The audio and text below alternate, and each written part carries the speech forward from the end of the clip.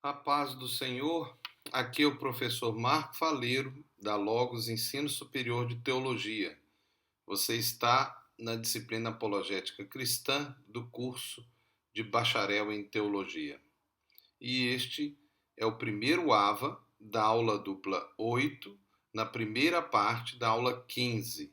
Então estamos a iniciar a aula dupla 8 e vamos falar acerca do perigo das seitas. Eu sei que talvez algum aluno possa dizer, mas professor, nós não estamos a repetir às vezes a mesma matéria da disciplina? Em certo sentido, sim, mas o objetivo é ampliar a análise acerca do material conceitual que nós já colocamos já no início dessa disciplina.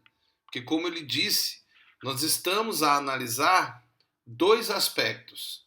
O primeiro aspecto é a apologética em si, com o estudo metodológico, ou seja, das metodologias para a construção do discurso apologético.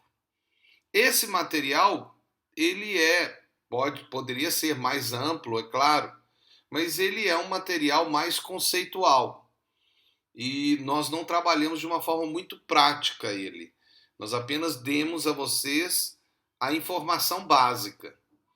Depois nós entramos no aspecto mais prático com a conceitualização de quatro nomes, né, ou quatro termos, que é religião, fenômeno religioso, seitas e heresias, para que nós pudéssemos ter, de uma forma prática, a ideia da construção da disciplina de religiões comparadas, que será, de fato, o material utilizado junto com teologia sistemática, que é o estudo das doutrinas bíblicas, para a construção do seu discurso. E agora nós queremos destacar nesta aula dupla a questão do perigo das seitas. Seitas no sentido tanto herético como também social. Então vamos lá. Qual é o perigo das seitas? Qual o perigo das seitas? Mas o que é seita? Você já tem um conceito ou os conceitos do que é seita? Se você não tem, é importante que até o final dessa disciplina você já tenha uma proposta na sua mente de um conceito mais geral, dos conceitos que a gente tem apresentado. Mas antigamente nós utilizávamos o termo seita para os grupos dissidentes, né? Então, esse grupo seria um grupo separatista que, no conceito histórico, teria uma doutrina herética ou considerada herética. É interessante que muitos desses grupos, após um período histórico ou de adaptação ao sistema religioso reinante, né, da igreja, foram considerados igrejas ou até avivamentos, ou ainda reformas de um sistema religioso. Então, tudo que começa pode estar em um caminho de crescimento, né? E nós temos que ter uma certa tolerância. É fato que o diferente é normalmente rejeitado, especialmente se esse diferente é contrário à opinião do grupo reinante, ou do grupo que domina, ou dos líderes reinantes. Qual é o critério ou critérios que você usa para classificar um grupo religioso como uma seita? Nessa disciplina, você já recebeu várias informações para entender, né, o que é seita, heresia, religião e fenômeno religioso. Por esse motivo, temos observado que a nossa apologética cristã tem sido seguido hoje, nos dias atuais, um caminho diferente ao caminho que a igreja do período da Idade Média e primitiva seguiram. E mesmo do período moderno, porque o período moderno começou a construir esse caminho que nós estamos a seguir agora. Antes, o pensamento estava mais ligado ao teológico, que seria o discurso mais baseado na fé, no credo e nas doutrinas bíblicas. Para isso tínhamos estudos aprofundados que mostravam o erro daquilo que foi chamado de heresia. Mas aí vem a pergunta que nós temos feito a vocês. Mas o que é heresia? Então, nós temos aquele aspecto, né? Heresia doutrinária ou heresia social? E as heresias, no conceito bíblico ou teológico ou cristão, se aplica ao conceito laico de uma nação como Angola? Em parte, sim, quando se usa o termo bíblico. Podemos considerar a ideia de pensamentos ou credos diferentes. Mas, no conceito teológico ou cristão, não, pois não existe heresia para um Estado laico. Então não existe porque não tem uma religião oficial do Estado. É até muito estranho quando o Estado propõe, né, que um grupo é herético ou que ele está contra. Contra o quê? Só se for contra a lei ou contra os princípios morais do Estado, da cultura, né? Mas contra uma igreja, qual é a igreja oficial do Estado angolano? A não ser que você esteja num país que tem, é o caso dos países islâmicos. Eles têm uma religião oficial, né? E pode haver ainda algum Estado que tenha um relacionamento, por exemplo, com o catolicismo, a tal ponto que é a religião, ou é a religião oficial, ou é a religião primária ou principal, de alguma forma, às vezes até escrita em lei, né?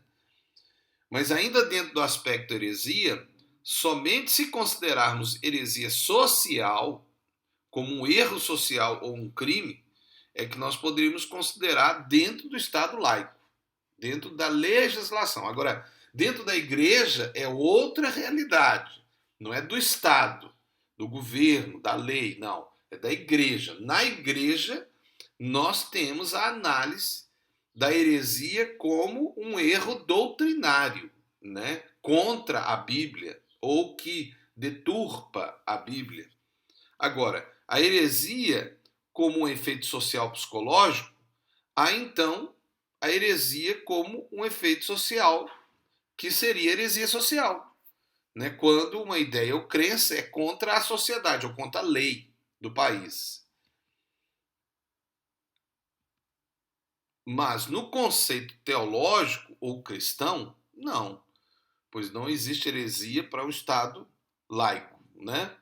Então, vamos continuar. Há então a heresia no efeito psicológico, tem no efeito sociológico, mas também tem no efeito psicológico, que seria a heresia psicológica, quando uma ideia ou crença é contra a normalidade psicológica, ou do psique humano, né? O que traria loucura, né? Ou reações contra o padrão normal de um ser humano. Do ponto de vista cristão, o conceito heresia seria: heresia é o entendimento e interpretação errôneo das escrituras sagradas, a Bíblia, considerando sempre o impacto dessa doutrina na criação de um relacionamento de amor produzido com Deus e com o próximo. Porque toda heresia, o principal erro é que ele afeta o seu relacionamento com Deus e o seu relacionamento com outras pessoas que você tem que amar. Né? Porque primeiro você ama a Deus e depois ao próximo como a você mesmo. Inclusive, amar a si mesmo, né? Pode afetar o amor a si mesmo também. Então, a heresia num efeito social ou psicológico, que tem essa realidade, né? Mas nós não vamos abordar esse tema, apenas estamos considerando que eles podem fazer parte da heresia religiosa e pode ser o motivo de ser heresia. Né? E, inclusive, muitos dos apologistas hoje utilizam, né, da ideia da conduta social e psicológica para construir a característica de uma seita herética da igreja. Né? Então, são aspectos interessantes a serem abordados. E vamos considerar então o perigo que a heresia pode gerar, pois o erro leva a um perigo. Todo erro leva a algo que é perigoso, né? E nós temos que considerar que sim, a heresia, a partir do pressuposto que a Bíblia é a verdade e de que a verdade é boa, no sentido da aplicação dela na nossa vida, dentro da realidade do padrão de conduta estabelecido por Deus através da sua palavra, que é a Bíblia, né? Quando você sai do padrão de Deus, então você está em qual padrão? Você está no padrão do mundo, que, em tese, é um padrão que é conduzido pelo diabo, porque a Bíblia diz que o mundo jaz, está deitado sob o maligno. Então, e ele vai lutar contra Deus. Até a Bíblia fala que quem é amigo do mundo se faz inimigo de Deus, porque o padrão de Deus é contra o sistema desse mundo. Então, veja, é por isso que muitos apologistas vão buscar nos estudos de psicologia e sociologia o perigo que pode estar na conduta humana, né? Então, a conduta perigosa como forma de provar que um grupo está em heresia. Porque se ele está se conduzindo de forma perigosa, é porque de alguma maneira há algo nas crenças ou nas doutrinas deles que estão conduzindo eles a esse erro, a esse perigo, que está sendo demonstrado o quê? Na conduta deles.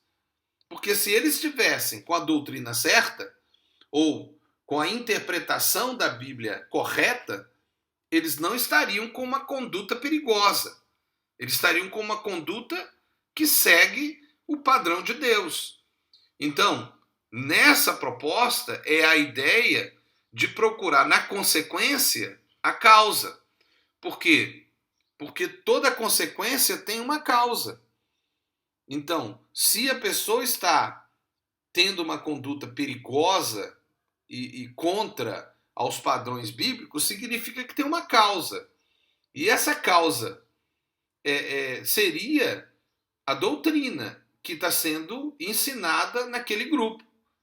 Então, por isso que muitos apologistas, eles buscam, sim, a ideia da proposta da discussão bíblica, no sentido de ver a doutrina, mas também ver a conduta. Porque a consequência demonstra, sem dúvida, de alguma maneira, a causa. Então, existem muitas dúvidas doutrinárias na igreja. E às vezes você não tem como provar que ele está errado. Ou porque é a sua opinião, ou da sua igreja, contra a da outra. Então, como vai haver uma prova de que... Porque a interpretação pode ser aceita até a conduta. Né? Se está produzindo algo maligno, então a maneira que foi interpretada deve estar errado. Entretanto, para nós o erro acontece a partir de estar longe ou fora da verdade. É o que nós estamos falando. Por quê? A verdade está em Deus.